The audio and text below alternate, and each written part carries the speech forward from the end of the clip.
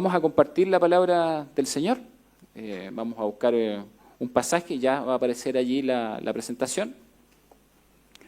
Mientras tanto, pueden buscar Filipenses 4, del 10 al 13. Antes de leerlo, yo voy a leer por allí voy a leer algunas cosas que son parte de la introducción.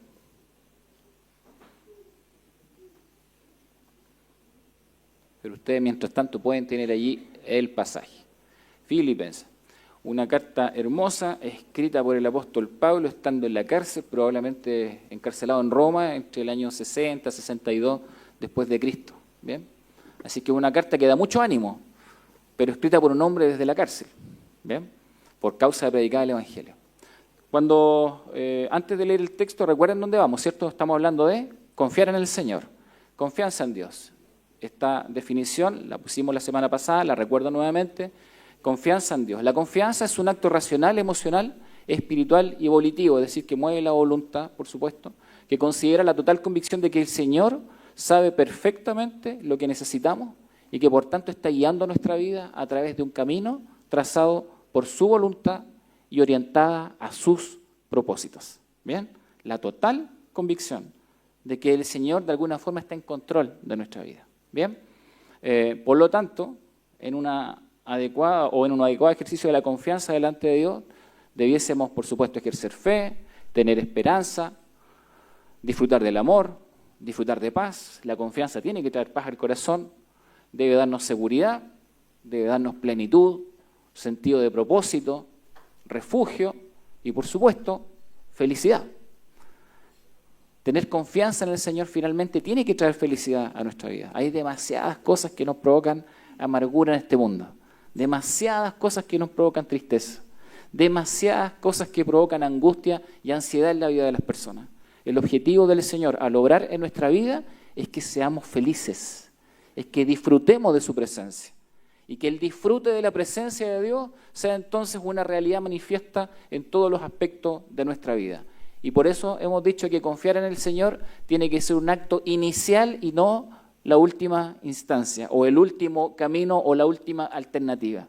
Lamentablemente muchas personas a veces buscan confiar en el Señor en el momento de crisis y de angustia y no como algo preventivo, no como la primera opción en su vida. Y creemos sinceramente que confiar en el Señor tiene que ser entonces un acto inicial, no algo que tenga que ver con los momentos de mayor crisis, aun cuando entendemos que muchas veces el Señor usa la crisis para acercarnos a Él y es correcto que lo busquemos, por supuesto, en esos momentos difíciles.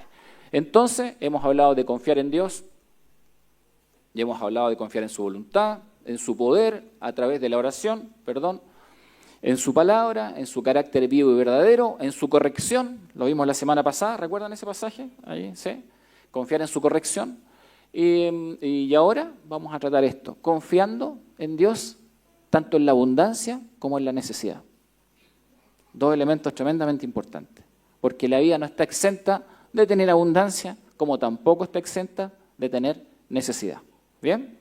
Entonces, llegamos a este pasaje que escribe el apóstol Pablo ya como un elemento final de la carta, como una conclusión. Él dice así: en gran manera me gocé en el Señor de que ya al fin habéis revivido vuestro cuidado de mí, se lo dice la iglesia de Filipos, de lo cual también estabais solícitos, pero os faltaba la oportunidad.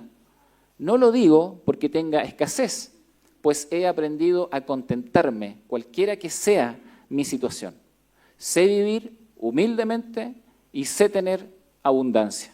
En todo y por todo estoy enseñado, así para estar saciado como para tener hambre, así para tener abundancia como para padecer necesidad.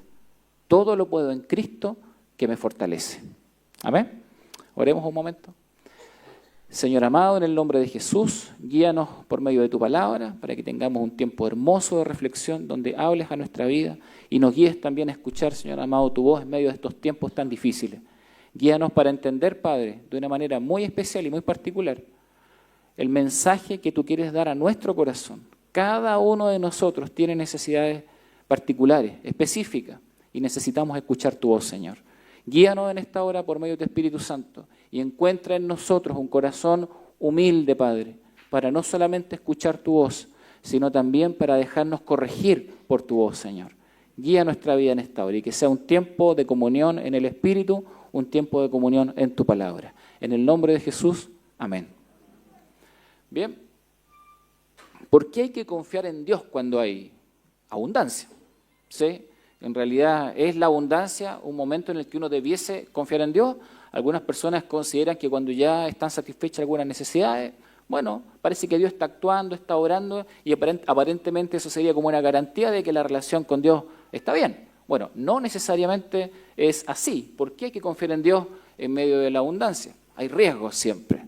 El ser humano tiende a volver en negativo a veces incluso las cosas más importantes y más relevantes de la vida.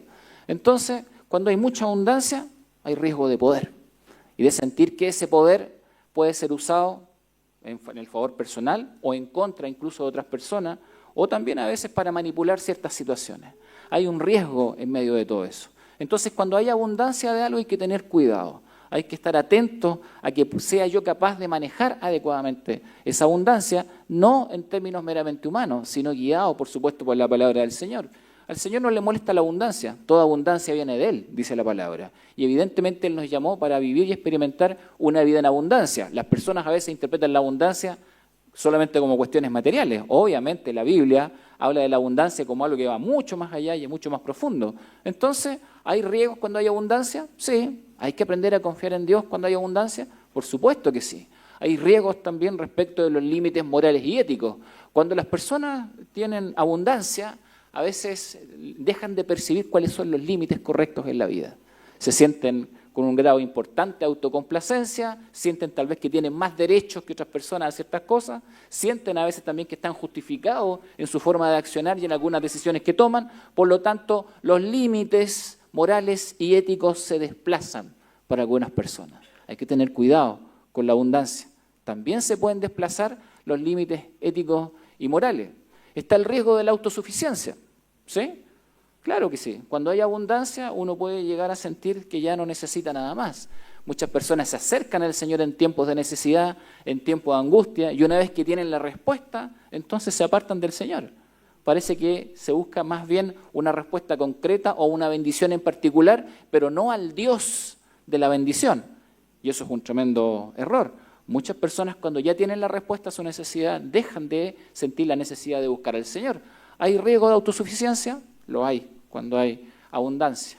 Y por supuesto el riesgo del orgullo y del envanecimiento. En algún momento, y creo que lo he mencionado en otras predicaciones, a veces cuando comenzamos a lograr cosas importantes, las cosas comienzan a salirnos bien, en un principio puede que sea con mucho agradecimiento al Señor. Pero si no somos cuidadosos, a veces ese agradecimiento y ese glorificar a Dios pasa a ser un medio de envanecimiento y finalmente parece que uno tiene el crédito por las cosas que ha logrado. ¿Ven? Hay que ser entonces muy sabios para manejar adecuadamente todo lo que sea la abundancia. Hay riesgo de orgullo y riesgo de envanecimiento. Y no hablo solamente de cosas materiales. Miren este pasaje de Proverbios. Engañoso es el encanto y pasajera la belleza. ¿Sí? Por supuesto que sí. ¿Sí? A veces hacemos énfasis en ciertos elementos de nuestra vida, temporales, y pensamos que allí está el todo de la vida. Y si uno no cuida adecuadamente lo que el Señor le ha dado en los diferentes momentos de la vida, puede tornarse una persona orgullosa. Sí, es engañoso el encanto y pasajera la belleza, dice Proverbio. ¿Alguien se acuerda cómo sigue ese pasaje? Bueno, se lo voy a dejar de tarea. Ahora están algunos buscando. Está bien, me gustó eso, me gustó eso. Es un pasaje conocido, ¿eh? Bien. ¿Hay que tener cuidado con la abundancia? Hay que tener cuidado con la abundancia. Miren si no hay que tener cuidado con la abundancia. Este pasaje en Lucas, Jesús lo dice así. Y les dice, mirad, y guardaos de toda avaricia. Aquí se refiere a una cuestión tal vez de bienes materiales, pero que es mucho más profundo. Porque la vida del hombre no consiste en la abundancia de los bienes que posee. También les refirió una parábola diciendo, la heredad de un hombre rico había producido mucho. Y él pensaba dentro de sí diciendo, ¿qué haré? Porque no tengo dónde guardar mis frutos. Y dijo, esto haré, derribaré mis graneros y los edificaré mayores, y allí guardaré todos mis frutos y mis bienes. Y diré a mi alma, alma, muchos bienes tienes guardado para muchos años. Repósate, come, bebe, regocíjate. Y lo que has provisto, pero Dios le dijo, necio, esta noche vienen a pedirte tu alma. Y lo que has provisto, ¿de quién será? Así es el que hace para sí tesoro y no es rico para con Dios. ¿Hay que tener cuidado con la abundancia? Sí, hay que tener cuidado con la abundancia. Fácilmente podemos envanecernos, fácilmente podemos caer en camino de orgullo. Y lo que tal vez en un principio para este hombre era una bendición, porque todo viene de la mano del Señor, una heredad, una riqueza, de pronto, ¿cierto? Parece que nada es suficiente. ¿Qué voy a hacer con mi vida ahora que tengo todo lo que necesito? Y entonces él decide, quiero más. Quiero más. Y entonces tal vez lo que venía de la mano del Señor ahora es totalmente mío, dice acá en el pasaje. Bien, derribaré mis graneros y los edificaré mayores. Allí guardaré mis frutos y mis bienes. Y diré a mi alma. ¿Se dan cuenta? Es una persona llena de sí misma. Hasta el alma es mía. Es una apropiación total. Y el Señor le dice entonces, pero ¿cómo es posible que pienses que tienes entonces tu vida asegurada por esta abundancia que estás recibiendo? Necio es la expresión bíblica. Esta noche vienen a pedirte tu alma. Eso es muy fuerte porque está diciendo, tu alma no depende de ti mismo, le pertenece a Dios. Y lo que has provisto, ¿de quién será? Así es el que hace para sí tesoro y no es rico para con Dios.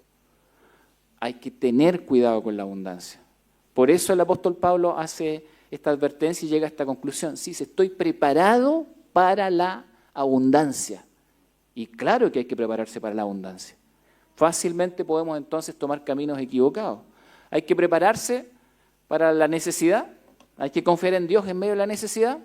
Claro que sí. Algunos conocen, hay varios profesionales acá que probablemente conocen esta pirámide, se usa bastante, ¿cierto? La pirámide de Maslow, ¿sí?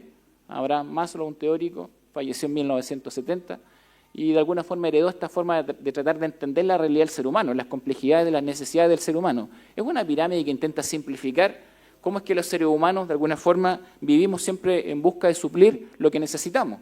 Comienza con la base, que es lo más básico, las necesidades físicas, como por ejemplo el tema del agua, la comida, el descanso. ¿Es relevante? Por supuesto que sí, pues son los elementos más básicos de la vida. Pero obviamente es solamente un pilar, un sustento, un fundamento para poder comenzar a entender que hay otras necesidades en la vida de una persona. Luego de eso también tenemos necesidades de seguridad, la seguridad física, la seguridad, por ejemplo, en función de dónde vamos a vivir, una vivienda, un empleo, los recursos económicos con los cuales nos movemos, ¿cierto?, en todo tiempo, sí, necesidades de seguridad. Después tenemos necesidades de pertenencia, porque obviamente, aunque el ser humano centre su vida en lo material, en realidad, si la vida se acabara ahí, la pirámide no sería pirámide, pues llegaríamos al segundo nivel y listo, si la vida estuviera ahí solamente.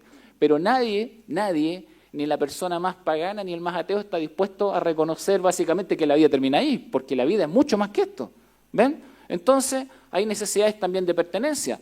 Las personas necesitan construir relaciones interpersonales, necesitan construir familia, necesitan dar y recibir amor, necesitan entonces construir espacios de amistad. Hay necesidades de pertenencia profunda, todos las tenemos. ¿Ven? El sentido de comunidad. Entonces lo que es material comienza a trasladarse a otros elementos. En la parte más baja están probablemente todos aquellos elementos que, como dice el punto número 1, son las necesidades de supervivencia, son las básicas. Pero después tenemos necesidades de crecimiento. Ahora, todo eso apunta a otros elementos. Hay necesidades de reconocimiento. ¿Por qué hacemos las cosas? ¿Qué es lo que nos motiva a hacer las cosas? ¿Hay necesidades de ser reconocidos? Claro que sí. Las personas luchan y trabajan para tener éxito, luchan para ganar y adquirir confianza, para tener el respeto de la comunidad, el respeto de sus pares, el respeto de la familia. Todos necesitan tener un grado de reconocimiento. Porque por último, plantea Maslow, ¿no? Dice, hay necesidades de autorrealización. Las personas necesitan sentirse realizadas con lo que hacen, con sus decisiones, con su vida. Todos necesitamos sentirnos realizados. Y cuando no alcanzamos esos objetivos, nos sentimos profundamente frustrados. Algo pasa, algo no está funcionando. Ahora, ¿Qué sucede cuando una necesidad no es satisfecha? Bueno, se alteran todas. Yo, en la primera iglesia donde me tocó pastorear, teníamos un grupito de niños que íbamos a buscar en las poblaciones de muy escasos recursos, y había en particular unos hermanitos que eran bien desordenados. Y los íbamos a buscar en el auto, los llevábamos, y las hermanas decían, ¡oye, pastor, estos niñitos que son desordenados! ¿Sí?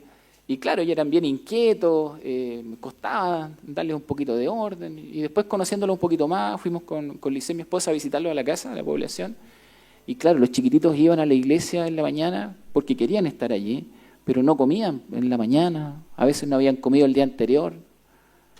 Entonces uno pretende después enseñarle la palabra del Señor y el niño no está pendiente de querer escuchar un consejo, un mensaje. El niño lo que tiene es hambre, ¿ven? Es hambre, ¿no? Pues entonces algo mucho más básico. Y nos dimos cuenta que si queríamos ser realmente efectivos, antes de enseñar la palabra del Señor, teníamos que darle galleta y leche a los niños, al menos algo en la mañana. ¿Ven? Y eso nos llevó a cambiar el programa de la iglesia, iniciar más temprano, y iniciamos 1 hora antes de todo, del culto, de la escuela dominical, y íbamos más temprano a buscar a los niños, y los niños tomaban desayuno en la iglesia. La disposición después para escuchar era totalmente diferente. Además, recibían otras cosas, no solamente recibían una solución física, una necesidad básica, recibían amistad, recibían amor, recibían atención. ¿Ven? Comenzaron a generar de alguna forma pertenencia a la comunidad cristiana. Y ahí esos niñitos fueron entonces creciendo en la vida de la iglesia. Claro que sí. Nosotros cuando vemos que alguna necesidad no está satisfecha, tenemos que estar atentos para ver cómo entonces trabajamos en función de esas realidades. Las necesidades del ser humano son múltiples y son complejas. Una persona puede tener, miren, resueltas las necesidades más simples, como la de seguridad y la física. Puede tener trabajo, puede tener un buen empleo, puede ganar un buen sueldo, pero eso no significa que esté bien emocionalmente. Eso no significa que esté bien espiritualmente. Eso no significa que no tenga necesidades emocionales. Es más, muchas personas que son excelentes profesionales luchan todos los días para hacer bien su trabajo, pero a un alto costo emocional, porque llegan a su casa destrozados, porque a veces les va bien en el trabajo, pero llegan a su casa y tienen un caos en la familia, porque no saben cómo tratar a los hijos, porque no saben cómo relacionarse con el esposo o la esposa. Las necesidades son mucho más complejas en el corazón del ser humano. ¿Necesidades de reconocimiento? Claro que sí, si todo el mundo las tiene. Miren, es tan complejo esta cuestión que, por ejemplo, si una jovencita, voy a pensar en una niñita, tiene la ausencia del rol paternal en su casa, lo más probable es que termine generando relaciones tóxicas en el futuro. Porque va a buscar el afecto que no encontró en el papá, lo va a buscar en otros lugares. Y muchas veces de una forma incorrecta. ¿Sí? Los niños exactamente lo mismo. Nosotros tenemos, todos los seres humanos, necesidades básicas, necesidades de seguridad, que son lo más elemental de la vida, pero al mismo tiempo tenemos necesidades profundas. Si alguien no nos dice en la casa cuando somos pequeños, lo hiciste bien, te felicito. Cuando un niño es ignorado, por ejemplo, en la casa, o es despreciado en las cosas que hace, o no lo motiva, o no lo alientas para que siga adelante, entonces ese niño, cuando sea un adolescente, no va a saber hacia dónde ir. No va a saber cuál es el camino correcto, porque nunca lo orientaron desde la perspectiva más básica, que es simplemente decirle te amo, estoy contigo, te voy a acompañar, en tus errores voy a estar a tu lado, voy a perseverar contigo. La corrección en ese plano es totalmente relevante. Cuando un niño no es corregido, lo interpreta psicológicamente como abandono. Lamentablemente muchos padres hoy creen que lo están haciendo bien al no corregir a los hijos. Eso es un error tremendo. Claro que necesitan corrección. Y un niño, un adolescente, interpreta la corrección como amor, atención, cuidado, se preocupa de mí, está atento de mis necesidades. Entonces los seres humanos somos complejos. Tenemos necesidades profundas. Y si no si no prestamos atención a cada uno de estos pasos, podemos terminar cometiendo errores profundos. Entonces, ¿es importante estar atento a las necesidades? ¿Es importante confiar en Dios en medio de las necesidades? Claro que sí. O sea, el apóstol Pablo lo resume en un versículo. Pero miren, nosotros hoy día podemos dar una mirada mucho más amplia y él dice simplemente, he aprendido a confiar en Dios en la abundancia y he aprendido a confiar en Dios en la necesidad. Él está encerrando todos los aspectos de la vida. algo que es tan simple, una frase que es tan simple, la está diciendo un hombre con la plena convicción de que Dios está en su vida obrando en él. Por supuesto, hay que estar atento a las necesidades. Si no, terminamos con personas tristes, con ansiedad, con angustia, que no saben entonces hacia dónde va la vida. Hay decisiones equivocadas, problemas para establecer relaciones correctas, con tendencia, como dije, a relaciones tóxicas, dificultades para enfrentar los conflictos, dificultad para avanzar en lo académico y en lo laboral. Uno después a veces le quiere exigir a los hijos que les vaya bien y a veces uno no hizo lo que tenía que hacer en términos de su formación. Dificultades para construir una familia, por supuesto. Si no vive bajo un modelo adecuado, ¿cómo después va a poder construir adecuadamente entonces una familia? Incapacidad para terminar lo que emprende, ¿sí? Crisis emocional recurrente, frustración y soledad y, por supuesto, tendencia a rechazar una relación con Dios. Una respuesta basada solamente en las capacidades humanas siempre es insuficiente. Siempre lo es. ¿Bien? Nunca va a ser la respuesta total. Entonces, el apóstol Pablo, antes de ese pasaje que leímos a un comienzo, él dice esto como consejo. Quiero que cuando lo escuchen a él, escuchen a un hombre que ha caminado con el Señor, que se ha equivocado muchas veces, que cometió muchos errores y sin embargo conoció a Cristo como su Señor y Salvador y eso transformó su vida. Esa vida transformada entonces le permitió enfrentar todas las complejidades de la vida de una manera distinta, diferente. Y cuando él le escribe entonces a los filipenses, a la iglesia de Filipos, se le escribe como un hombre que ya ha experimentado la mano de Dios en su vida y que entonces efectivamente ha pasado por tiempos de abundancia y por tiempos de necesidad. Y en todo ese periplo, en toda esa situación, él siguió caminando con el Señor. ¿Se lo atribuyó acaso a sí mismo? No, dijo él. La buena mano de Dios estuvo conmigo. El Señor me sostuvo. Y se lo escribe a la iglesia de los filipenses. Recuerden que él, cuando evangelizó en Filipos, estuvo en la cárcel. También allí, encarcelado por predicar el Evangelio. Y estando acá en Roma, cuando escribe esta carta, entonces le escribe a los hermanos para animarlos. A aquellos que están viviendo tiempos difíciles, a aquellos que no saben cómo conducir su vida cristiana, a aquellos que se han equivocado confiando en los bienes de este mundo, en aquellos que están mirando las cosas de la tierra y no las del cielo, en aquellos que tienen dudas muchas veces y no saben a qué Señor sirven. A ellos les escribe a los hermanos también que están pasando necesidad, que han vivido en tiempos de angustia, con dolor en su corazón, que no saben cómo seguir en tiempos difíciles. Entonces, mire lo que les dice. Este es el consejo tan práctico de Pablo. Le dice, estén siempre llenos de alegría en el Señor. Lo importante de esto es que él dice que estar alegre en el Señor es antes de recibir otras bendiciones. Porque de alguna forma la alegría en el Señor está anticipando lo que el Señor me va a dar. Está anticipando confiadamente entonces la buena mano del Señor en mi vida. Eso significa que yo debería estar contento aún antes de recibir algo. Porque sé que el Señor está conmigo. Porque sé que Él cuida de mi vida. Porque aunque aún no reciba lo que el Señor me quiere dar, puedo confiar tranquilamente en que mi vida está en sus manos. Entonces, estén siempre llenos de alegría en el Señor. Y después dice, lo repito, alégrense. En la versión Reina Valera dice, regocijaos. ¿Sí? Dice, regocijaos en el Señor siempre. Lo repito, una vez más digo, regocijaos.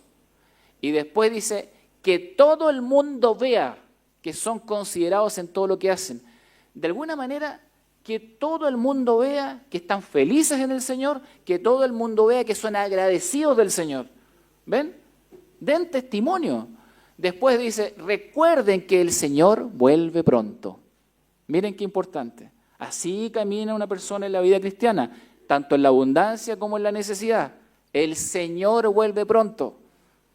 No somos señores de nuestra vida. El Señor vuelve pronto. Él es el dueño. Por eso lo pone allí el apóstol Pablo. No se preocupen por nada. Es una expresión griega que de hecho es más compleja que eso, porque aquí hay como un eufemismo. En realidad lo que quiere decir allí es como no se afanen. Eso quiere decir. ¿Ven? No se angustien. ¿Y no les parece que a veces nosotros nos angustiamos innecesariamente y nos afanamos en cosas que no tienen sentido? Y la vida se nos gasta en cuestiones que no tienen relevancia. A eso se refiere el apóstol Pablo. No se angustien, No se preocupen por nada. En cambio, oren por todo. Porque la oración demuestra confianza en el Señor en medio de los tiempos difíciles. ¿Ven? No se afanen, sino que oren. Eso es lo que dice. Él demuestren confianza en el Señor en medio de las dificultades y entonces oren al Señor. Díganle a Dios lo que necesitan y denle gracias por todo lo que Él ha hecho. Me encanta ese pasaje porque de alguna manera dice, siempre estamos enfocados en pedir, ¿cierto? En lo que necesito simplemente. Y Pablo dice, denle gracias al Señor por lo que Él ya ha hecho. Él ha hecho ya algo en nuestra vida.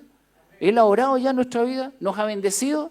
Mire, si el Señor no nos diera, entre comillas, y Él por misericordia lo sigue haciendo, si Él no nos diera ni una bendición más en muchos sentidos en la vida, aún así, todo lo que nos ha dado ya no es suficiente para glorificarlo, para adorarlo, para amarlo. ¿Por qué tenemos siempre que estar con la mirada en algo más, en algo más? ¿No es suficiente la presencia gloriosa del Señor en mi vida? ¿No es Él suficiente? Si ya lo conozco, ¿no tengo acaso en Él todo lo que necesito? Denle gracias a Él, dice, por todo lo que Él ha hecho. Así experimentarán la paz de Dios que supera todo lo que podemos entender. La paz que sobrepasa todo entendimiento, dice la otra versión. La paz de Dios cuidará su corazón y su mente mientras vivan en Cristo Jesús. Sí, Él les va a traer paz. Una paz que llena el ser, una paz que llena los pensamientos. Esta alegría, decía alguien que analizaba este texto, no está basada en un mero optimismo o una actitud mental positiva. Hay mucho de eso hoy en día, ¿cierto? No, no es eso, sino que implica la total confianza de que Dios está en control de todas las cosas. Es la confianza absoluta de que Dios está en control y que a veces, aunque uno vea el camino como está allá en la imagen, nebuloso, uno puede confiar, estando en las manos del Señor, que Él te está llevando en sus buenos propósitos, hacia donde Él quiere, en su buena voluntad. Y ahora dice, amados hermanos, una cosa más para terminar, dice Pablo. Concéntrense en todo lo que es verdadero, todo lo honorable, todo lo justo, todo lo puro, todo lo bello y todo lo admirable. Piensen en cosas excelentes y dignas de alabanza. No dejen de poner en práctica todo lo que aprendieron y recibieron de mí, dice el apóstol Pablo, todo lo que oyeron de mis labios y vieron que hice. Entonces, el Dios de paz estará con ustedes. Pongan su mente y sus pensamientos en las cosas que el Señor ha hecho en su vida. Pongan su mente y su corazón en lo que el Señor ha hecho en su vida. Y Pablo entonces nos muestra una vida de corrección aparente en un principio. Él vivía con una vida aparentemente muy buena, ¿no? Él estaba seguro de lo que hacía, pero vivía en una crisis profunda. Él entonces llega al arrepentimiento delante de la presencia del Señor cuando tiene este encuentro camino a Damasco y entonces entrega su vida delante del Señor. Esto es clave. Si Él está hablando de esta forma, es porque Él es una persona que le entregó su vida al Señor. No hay otro camino. Hay una experiencia personal de la compañía de Dios en todo tiempo. Él puede relatar una experiencia de vida y decir, sí, el Señor ha estado conmigo. Mire, uno puede sentarse a mirar la vida y solamente quejarse y hablar de los problemas, de los dolores y de las situaciones difíciles. Sin embargo, ¿no deberíamos sentarnos y mirar nuestra vida y contar todas las bendiciones que el Señor nos ha dado? Eso está haciendo Él. Sí, claro que he tenido problemas, pero el Señor nunca me ha dejado.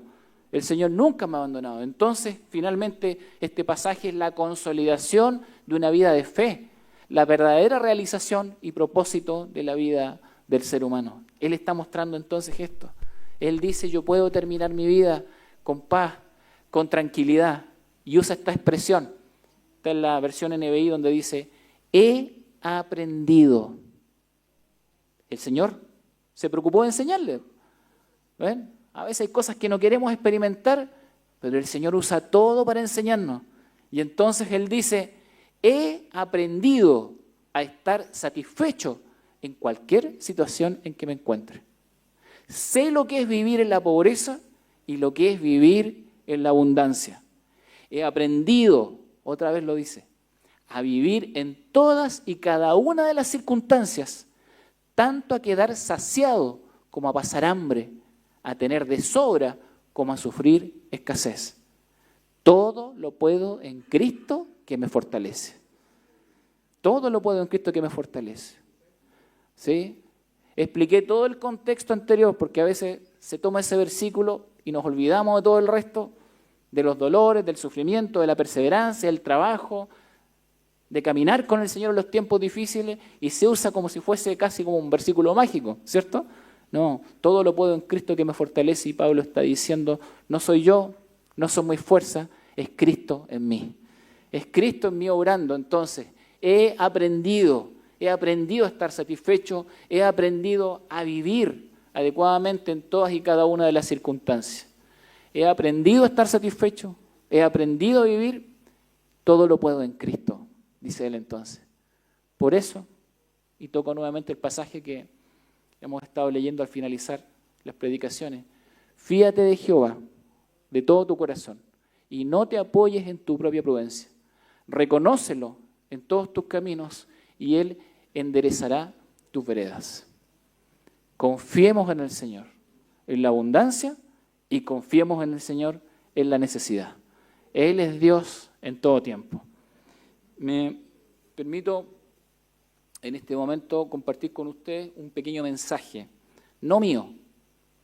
Y voy a contar algo, probablemente él después lo pueda ver, no lo sé. Ayer estuvo de cumpleaños nuestro hermano Isaac Urra. Cumplió 74 años. Como ustedes saben, él está en una situación de salud bastante difícil. Tuvimos la oportunidad de ir a verlo a la clínica. Estaba Miguel, nuestra hermana Cecilia, mi esposa Lisette, yo, estaba por supuesto su esposa, aquí está nuestra hermana Esther. Y estuvimos ese ratito con él. Y voy a contar algo, no quiero ser infidente por supuesto, pero ayuda de alguna manera a entender. Y le dije a él que lo iba a usar, estábamos solo los dos, no estaba la hermana Esther, así que la hermana Esther se va a enterar ahora. Entonces, cuando llegamos, él estaba bastante postrado, estaba acostado a su ladito, bien cansado, no podía mirar bien, estaba bien agotado. Entró Miguel, Cecilia, pudieron orar por él y salieron y después pudimos entrar con Lisette. Cuando entré lo vi muy, muy postrado, con una situación de salud muy, muy deteriorada, lamentablemente, pero él me ve y se quiere sentar para poder interactuar un poquito. Abrió los ojos, parecía que no se iba a poder mover, pero hizo el esfuerzo, se sentó. La hermana Esther le acomodó ahí una almohada y él estaba apenas. Ese solo esfuerzo le hizo aumentar el ritmo cardíaco bastante fuerte, en ese sentido, muy rápido. Aumentó el ritmo cardíaco y entonces él me hizo con la mano así, que esperara un poquito antes de hablarle, porque se quería recuperar. Entonces esperamos un ratito y empezó a bajar el ritmo cardíaco. Y una vez que se calmó, después tenía como un poquito de flema acumulada. Ahí, cada vez que tosía saltaba el ritmo cardíaco. Estaba muy, muy, muy decaído. Entonces se acomodó un poquito más, estaba agachadito y termina de limpiarse, la hermana Esther se acerca, lo limpia, lo acomoda un poquito.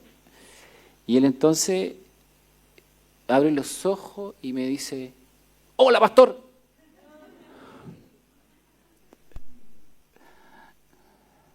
Yo casi me asusté. Con Licey hicimos, porque estaba tan postrado. Y se rió. Para quienes no conocen al hermano Isaac, él tiene un gran sentido del humor. Tiene un gran sentido del humor. Y me habla fuerte, y dice, ¡hola, pastor! Y yo lo miré y me reí. Me puse a reír y ahí comenzó de a poquito a hablar, a dar una palabrita, a respirar, una palabra y respirar. Y me dijo, qué bueno que vino, me dijo. Ayer, cuando mi esposa me dijo que iba a venir, hablaba muy lento, me dijo, lo único que le pedí es que no me viniera a predicar, me dijo. Él es así, ¿no? Y nos reímos los dos, pues nos reímos. Yo le dije, lo siento, pero ya estoy aquí, le dije, y tenía la Biblia en la mano, así que le hice así, ¿no? Lo siento, le dije, pero ya estoy aquí. Y él se reía. Y leímos juntos este pasaje, miren. En ese momento. Y se lo voy a compartir por lo que quiero cerrar la predicación con este enfoque del tema que estamos tratando. Lo leímos juntos y dice, oh Jehová, tú me has examinado y conocido. Tú has conocido mi sentarme y mi levantarme. Has entendido desde lejos mis pensamientos. Has escudriñado mi andar y mi reposo. Y todos mis caminos te son conocidos. Pues aún no está la palabra en mi lengua. Y he aquí, oh Jehová, tú la sabes toda. Detrás y delante me rodeaste, y sobre mí pusiste tu mano. Tal conocimiento es demasiado maravilloso para mí. Alto es, no lo puedo comprender. ¿A dónde me iré de tu espíritu? ¿Y a dónde huiré de tu presencia? Si subiera a los cielos, allí estás tú. Y si en el Seol hiciera mi estrado, he aquí, allí tú estás. Si tomare las alas del alba y habitare en el extremo del mar, aún allí me guiará tu mano y me asirá tu diestra. Si dijere, ciertamente las tinieblas me encubrirán, aún la noche resplandecerá alrededor de mí. Aún las tinieblas no encubren de ti, la noche resplandece como el día. Lo mismo te son las tinieblas que la luz, porque tú formaste mis entrañas. Tú me hiciste en el vientre de mi madre. Te alabaré, porque formidables, maravillosas son tus obras. Estoy maravillado y mi alma lo sabe muy bien. Esa expresión final la tomó en su corazón y le pregunté, ¿lo sabe bien, hermano? Sí, pastor, me dice. Lo sé muy bien. Y entonces le dije, ¿le quiere mandar un mensaje a la iglesia? Porque mañana tengo que predicar. Y voy a hablar de esto y otros temas. Y él me dice, sí, me dice, dígale a los hermanos que nunca pierdan la fe. Y usó esta expresión, me dijo, que nunca renieguen del Señor. Para quienes no saben, él lleva casi 50 años enfermo. Y por testimonio de su familia es el que él nunca se ha quejado de la enfermedad. Y entonces, él dijo, dígale a los hermanos que nunca renieguen del Señor. El Señor es bueno. El Señor es bueno. Siempre crean en Él y siempre confíen en Él. Así es que les transmito el mensaje del hermano Isaac y se los comparto en el nombre del Señor. Que Dios bendiga a nuestro hermano. Y si no está viendo ahora, espero que en algún momento pueda ver y que sepa que esta iglesia lo ama profundamente y estamos muy contentos y agradecidos de su vida y agradecidos de su testimonio. Más allá de todas estas situaciones y esta aventura hermosa que inició en algún momento con una jovencita, nuestra hermana Esther, y comenzaron a caminar juntos en los caminos del Señor. Juntos han tenido hermosos hijos, hermosos nietos y el Señor les ha bendecido. Gracias a Dios por la vida de nuestra hermana, por la familia y especialmente por nuestro hermano Isaac. ¿Sí? Se puede confiar en el Señor, en la abundancia y en la necesidad. En todo tiempo el Señor está con nosotros. Sí, queridos hermanos, todo lo podemos en Cristo que nos fortalece. Amén. Vamos a orar y vamos a dar gracias al Señor.